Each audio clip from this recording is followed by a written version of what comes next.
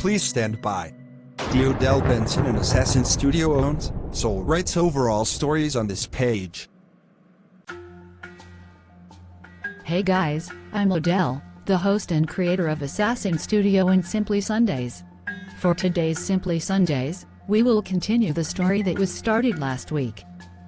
I couldn't think of a title when I first started writing, but came up with Hombre Fantasma, which means ghost man.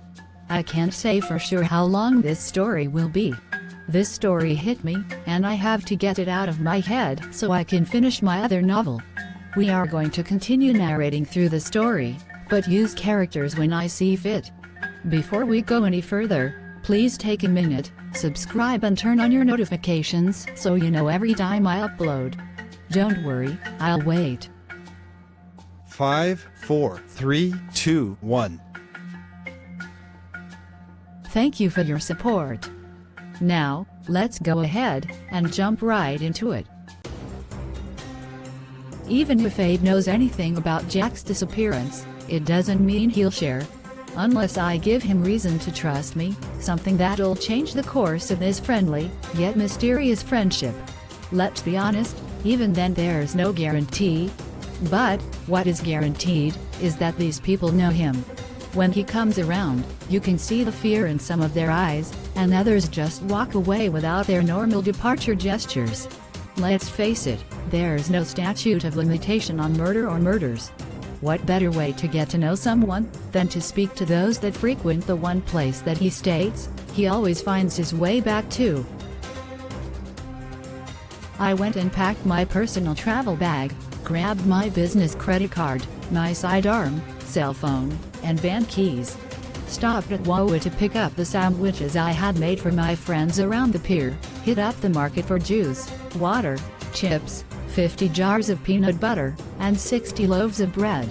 This way, they'll have something to eat until I get back out this end in a few days. As I ride up Interstate 95, with the radio volume on 0, I started to mull over it all. Abe seems like a great guy. Why would anyone be afraid of him, or feel uncomfortable? I just don't get it. I figured, as long as I conducted myself as I normally would, I can tell my favorites that I want to privately speak with them over a nice hot meal. I'm sure they would answer any questions, even without the extra meal, but I don't want it getting around that I would be out this end at night. I wouldn't want Abe to stop my little investigation. No sooner than I pulled up, 3 of my 10 favorite people approached me with looks of concern. Kimberly, the mother figure of the bunch, opened my van door and pulls me away from the others. You have to get him away, he shouldn't be here. Kimberly, who are you talking about? Hombre Fantasma, the ghost man. Before he would only come once a week. Now, he comes every day you come. What has you guys so freaked out? He comes unexpectedly, sometimes during the day, but mostly at night. The kids call him the Ghost Whisperer. To adults, we see him as the Ghost Man. One minute he's there, the next he's not, and there is at least one person missing when he disappears. Kimberly slowly points into the depths of a sea of hungry individuals, swarming the food charity truck that just pulled in. Out of the blue, the rear door emerged, slowly opening as if a wonderful surprise was about to embark on the world. The crowd started to rapidly dissipate into 2 small groups, and the majority of those faces were new. Abe hopped out of the food truck to greet the people he was serving today. I did everything within me not to make eye contact, but that didn't work. It never works. Abe waves and signals me over to join him. Before leaving my 3 favorites, I gave them their packages and a few additional to take back to the others that aren't too fond of Abe, but I did explain that I want to speak to them privately right before sunset. They agreed and promised to keep it between the 4 of us. They tried to warn me about Abe, but I told them that we would speak later and not to worry. I drove over and parked next to Abe so that everyone had a chance to eat, even if they were in fear. After I handed out the last package, I locked up and went up the path to shoot the shit with a few of my buddies. 2 hours later, I walked back towards my van and noticed Abe standing at the tip of the pier, looking over the water and just smiling. I can see and hear him talking, but no one is around. Who is he talking to? I walk over to Abe, yelling out to make sure he's aware that I'm coming his way. He slowly turns around and looks at me, his stare pierced through me, as if I'm being preyed on.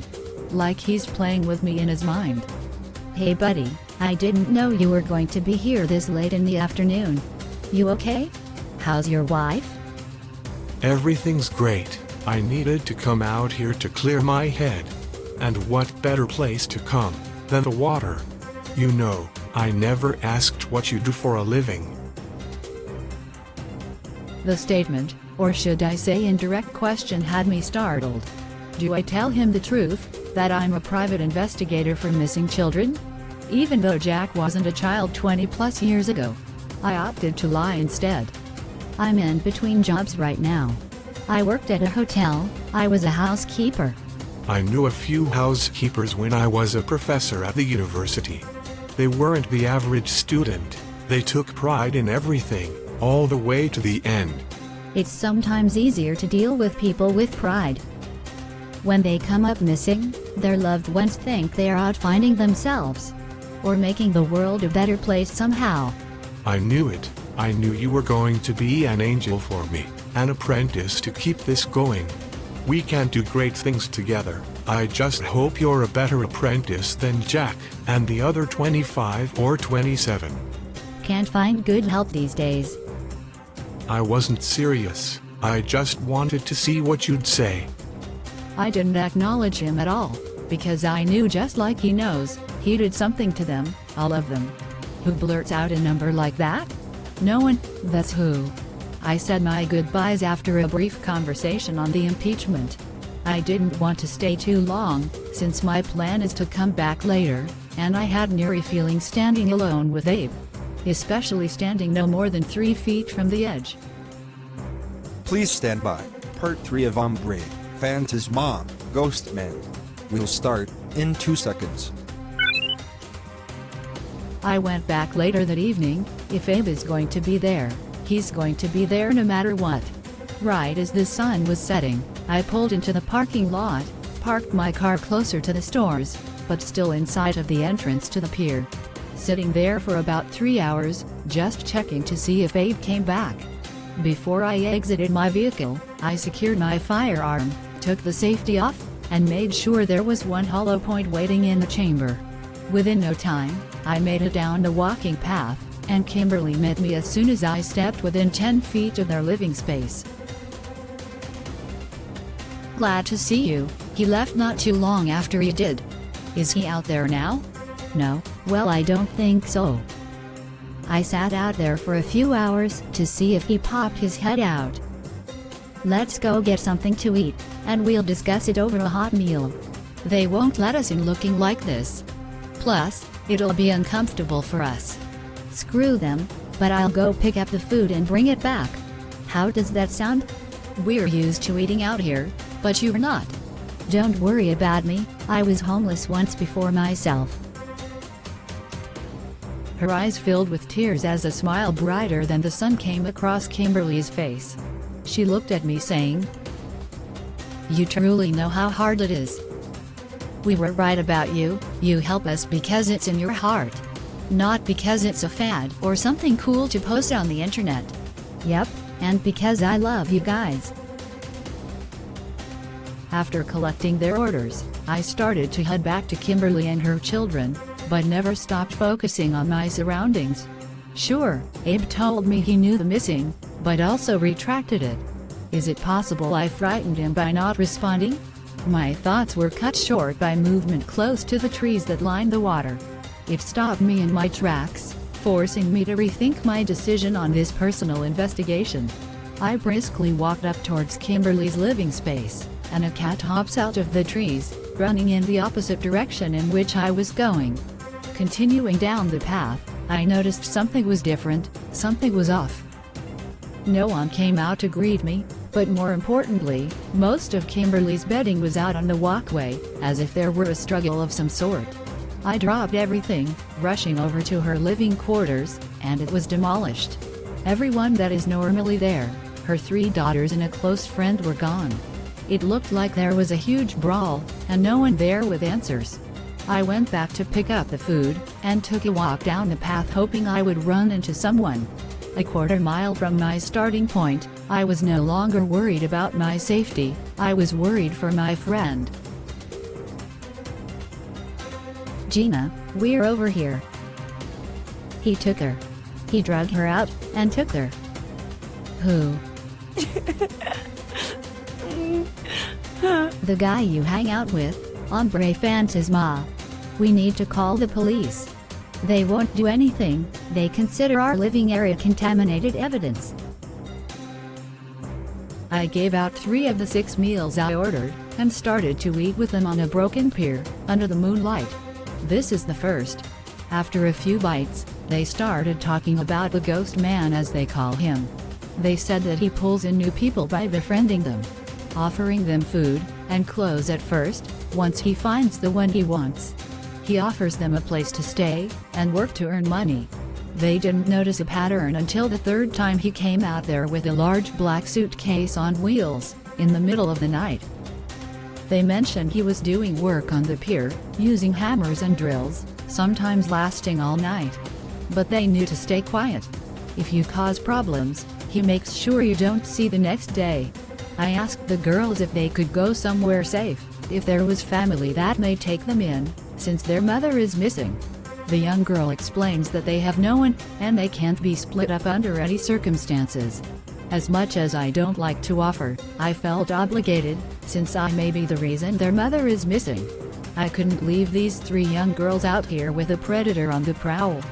I explained my thoughts and the girls were overly excited. I knew the risks, but I also know that I wouldn't be able to live with myself if something happened to them. I told them to grab what they need, while I kept lookout. As we walked to my vehicle, my cell phone started going off. After getting the girls secured, I pulled out my phone, flipped it over, and saw Abe's face as the phone continued to ring. I snapped out of my daze, and answered the phone as calm as I could, under the circumstances, while walking away attempting to get out of earshot of the children. Hey Abe. Are you busy? Not at all. Well, I'm leaving the Walmart. What's up? Could you come by my storage lot? I have something I want to share with you. Yeah, but I need to get home to put this food away. How about tomorrow? During Abe's brief silence, I heard someone in the background trying to scream or yell, but something was over their mouth, because everything I heard was muffled. Abe brushed me off the phone, and told me he would call and leave a message with the address, then abruptly hung up. Thank you for your support, and until the next Simply Sundays, don't forget to be yourself, because no one is as unique as you.